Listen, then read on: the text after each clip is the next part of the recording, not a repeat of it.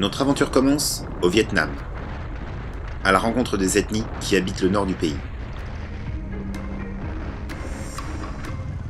Ah oui, ça c'est nous, Canel et Thibaut, sur la moto que nous avons louée pour aller au plus près des gens.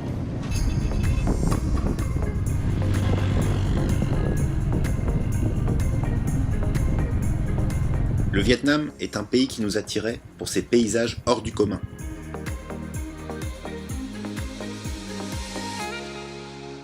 Mais ce sont surtout les dizaines d'ethnies qui vivent encore de manière traditionnelle que nous voulions rencontrer. Notre périple de 3 semaines nous a menés à la rencontre des populations de Hajiang et Cao Bang, près de la frontière chinoise que nous avons longée.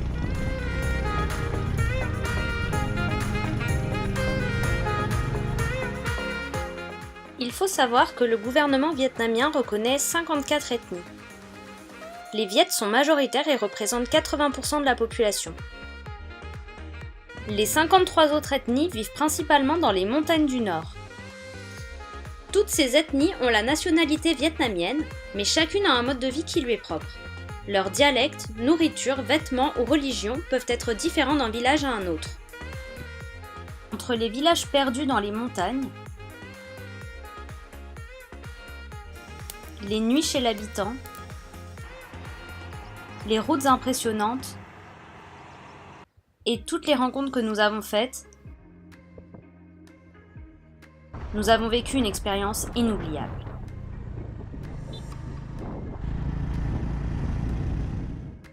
On est monté sur notre moto à Hajiang et on est parti pour 2 jours de route vers Dong Van.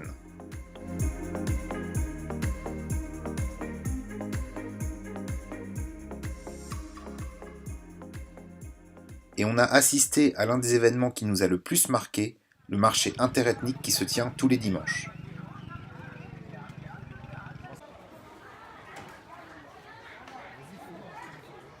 Nous avons vu des scènes totalement insolites, comme ces 2 énormes cochons poussés dans une petite cage et transportés sur une moto.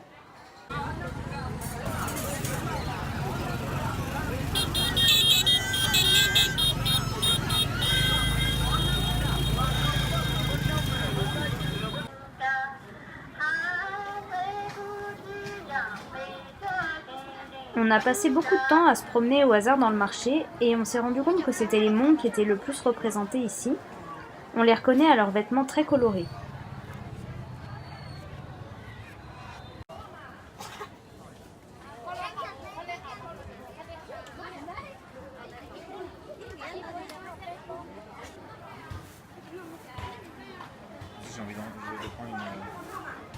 En plus du bétail et des vêtements, il y avait toute une section du marché consacrée à la nourriture.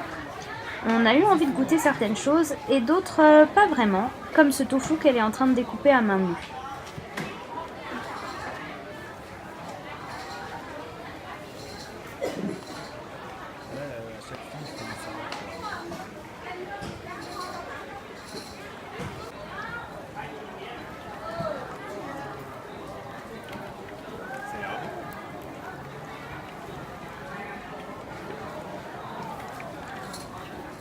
Bon, ici l'huile de friture était assez noire, mais je me suis quand même lancé.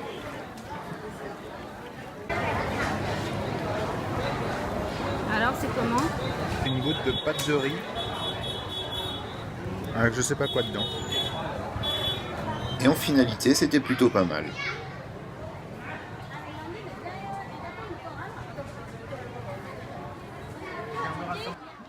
Alors même si on était les seuls touristes sur le marché, les gens étaient assez indifférents à notre présence, et seul ce monsieur s'est montré assez intrigué et a voulu prendre des photos avec nous.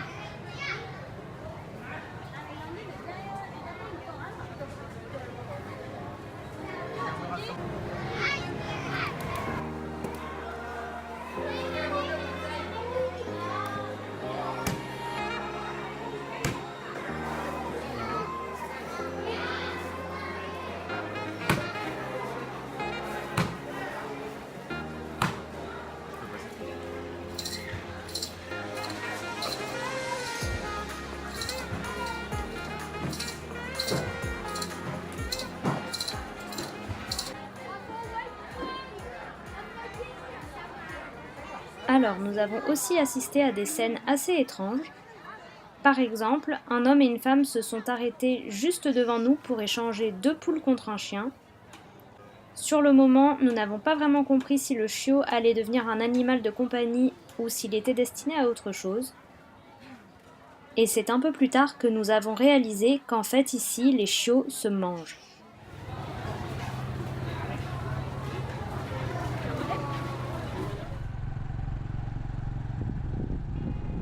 Donc après cette matinée passée au marché de Dong Van, on a repris la moto et on est monté tout au nord du Vietnam, à Long Cu. Long Cu, c'est un village qui est resté célèbre dans la région pour 2 raisons.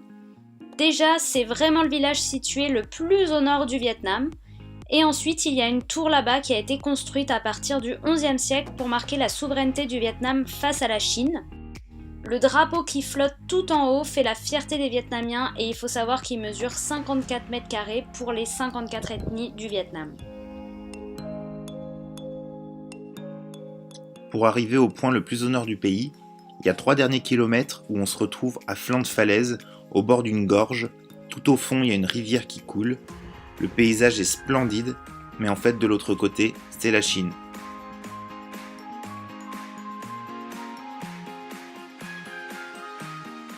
À un moment, on est même tombé sur les barbelés de la frontière.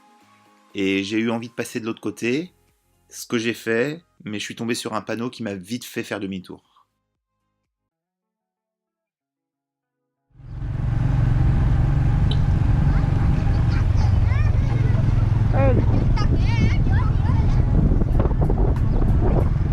Et nous avons ensuite repris la route pour aller voir l'une des merveilles naturelles du Vietnam, le col de Mapilang qui se trouve un peu plus au sud.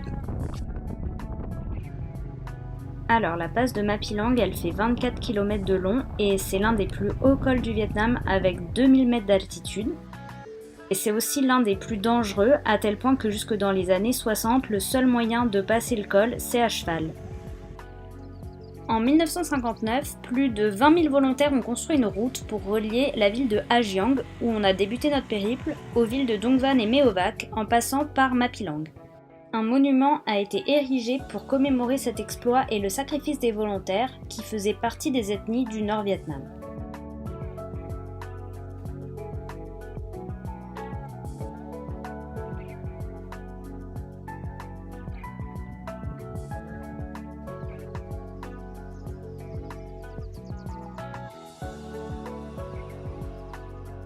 Et partout on voit les Vietnamiens qui vivent le long de la route, dans des maisons disséminées sur les pentes de la montagne.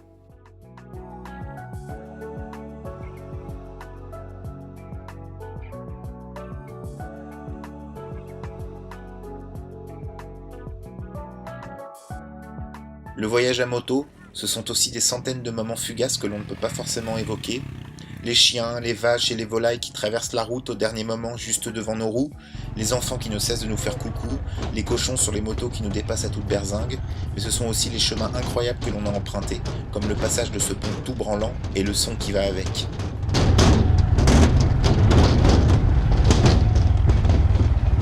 Nous avons repris la moto en direction de la province de Cao Bang et nous nous sommes arrêtés dans le village des Lolo Noirs.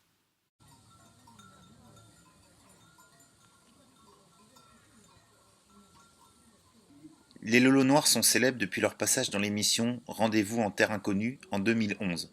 Si quelques tours opérateurs proposent aujourd'hui l'excursion, c'est en totale autonomie qu'on a décidé d'aller à la rencontre de ce peuple et de son mode de vie ancestral.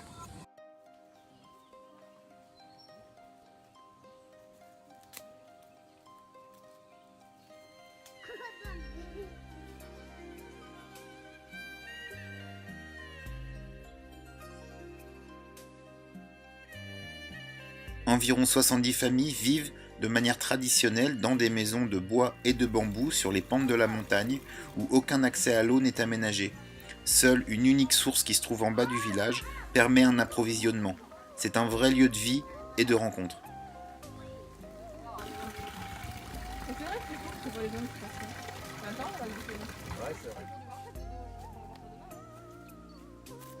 Je pense qu'en quelque sorte, il y avait des photos dans l'auberge où on était à l'aéroport.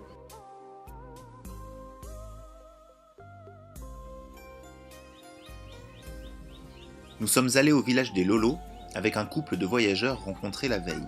Sophie, d'origine vietnamienne, a réussi à échanger avec les habitants qui parlent pourtant un dialecte qui leur est propre. Et c'est grâce à elle qu'une famille a proposé de nous héberger pour la soirée et pour la nuit.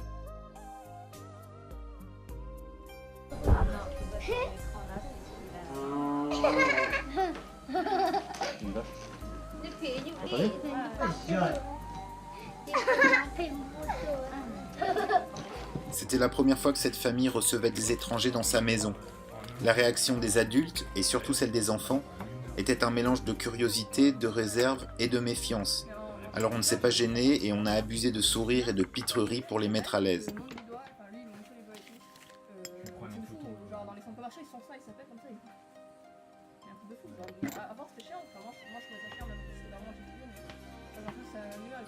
L'atmosphère s'est très vite détendue et on s'est tous retrouvés assis sur le sol de bambou près du foyer.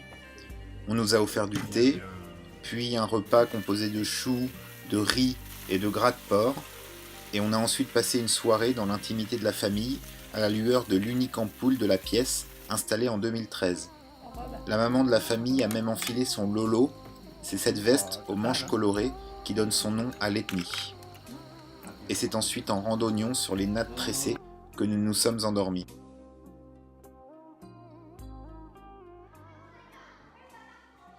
Le lendemain, nous avons décidé de rejoindre le petit garçon de la famille à l'école, située à quelques kilomètres en contrebas du village.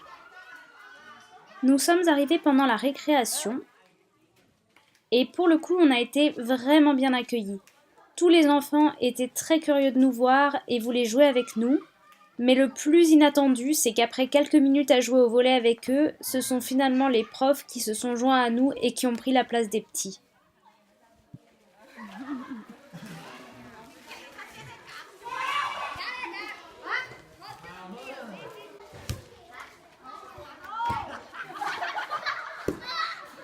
On a même été sacrément surpris de constater que les profs jouaient super bien et on a dû suer un peu plus pour ne pas nous ridiculiser.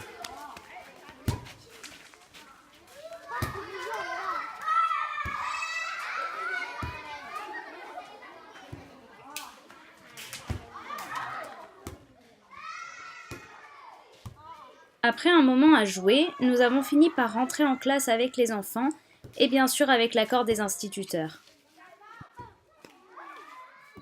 Les enfants ont commencé par chanter.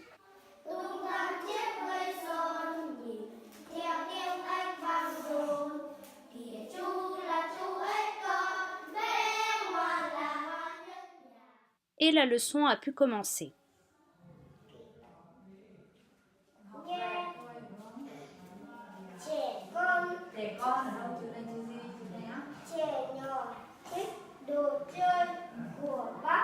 Bon, à un moment on s'est rendu compte qu'on perturbait les élèves, donc on a préféré s'éclipser pour les laisser travailler. Ça a complètement disparu en France. Nous avons aussi fait à plusieurs reprises des rencontres, disons, quelque peu insolites, comme ce moment où nous voyons deux jeunes filles barbotées dans une mare boueuse, observées par trois buffles immergés dans l'eau. On se demande ce qu'elles font. L'une d'entre elles vient finalement vers nous et nous présente son seau rempli d'eau. Mais pas seulement. Elles étaient tout simplement en train de pêcher des crevettes, ce qui est plutôt cocasse, il faut l'avouer, au milieu des montagnes du Vietnam.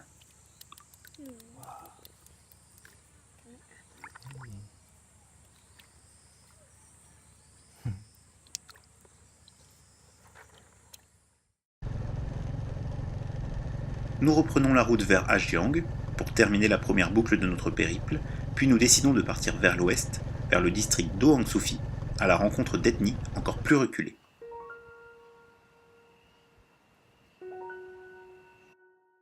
Et l'un des arrêts qui nous a le plus marqué a été Ban Pung, le village des Lachi.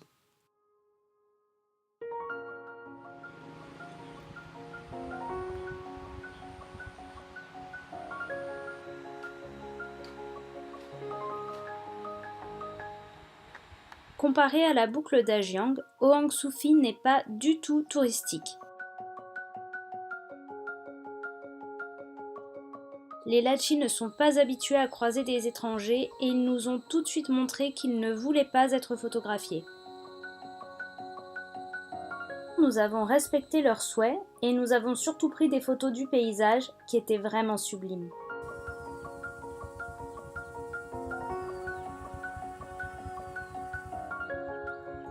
Depuis des centaines d'années, les Latchis façonnent les montagnes pour cultiver le riz, et ce sont probablement les plus belles rizières en terrasse qu'on ait pu voir.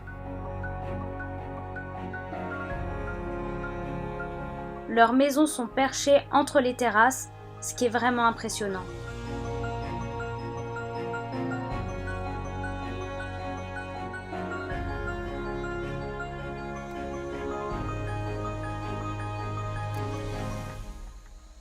À chaque fois qu'on regarde ces photos, on se demande avec fascination combien de génie et de labeur il a fallu à ces peuples pour façonner ainsi les montagnes et pour créer des architectures de rizières incroyables qui vont parfois à l'encontre des lois de la gravité.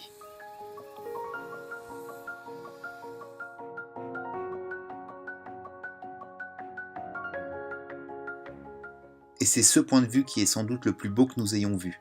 À ce moment-là, nous dominons toute la vallée et le village de Banpum est juste en dessous de nous. Les maisons sont dispersées entre les rizières qui sont remplies d'eau. C'est juste époustouflant.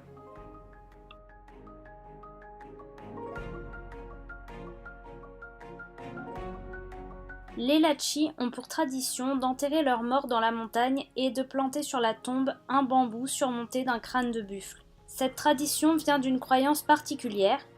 Pour les Latchis, la famille du défunt doit lui sacrifier un buffle pour qu'il puisse labourer la terre et cultiver dans l'au-delà, et donc s'enrichir.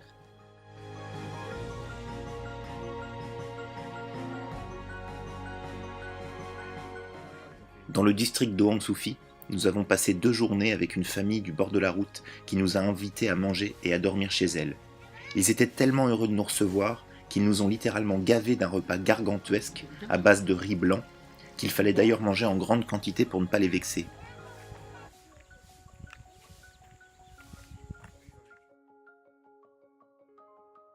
Mais comment décrire en quelques mots ces moments d'hospitalité, de partage, de sourire et d'émotion, si ce n'est de dire que ce sont des moments inoubliables.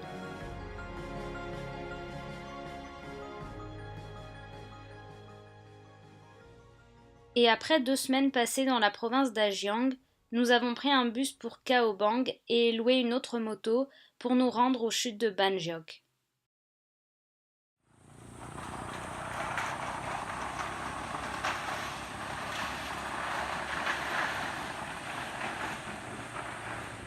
Et là, on a découvert un paysage très différent. Plus de rizières en terrasse, mais surtout des monts karstiques qui rappellent un peu la baie d'Along terrestre.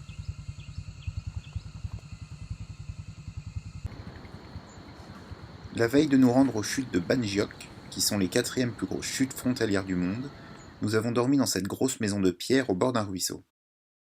Un violent orage a éclaté durant la nuit, faisant littéralement déborder la rivière et la transformant en un fleuve déchaîné qui nous a séparés du reste du village et nous a piégés plusieurs heures. C'était assez effrayant et à un moment je me suis même demandé si la maison allait tenir. L'eau est très vite redescendue et nous avons pu aller aux chutes qui sont réputées pour leurs eaux bleues transparentes. Malheureusement pour nous, après l'orage, ce n'était plus qu'un torrent d'eau boueuse. Bon, on s'est tout de même consolé en nous arrêtant dans les villages de l'ethnie Nung. C'est une étape qui nous a beaucoup intéressés parce qu'on peut y voir tout le processus de la fabrication artisanale de couteaux.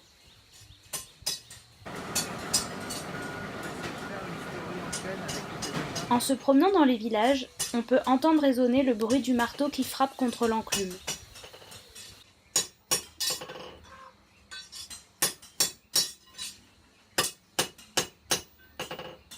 Il est possible de regarder les artisans travailler, et bien sûr c'est ce que nous avons fait. Du coup, nous avons pu voir toutes les étapes de la fabrication des couteaux, du métal brut jusqu'à l'étal où sont vendues les pièces, en passant par la forge où sont façonnées les lames.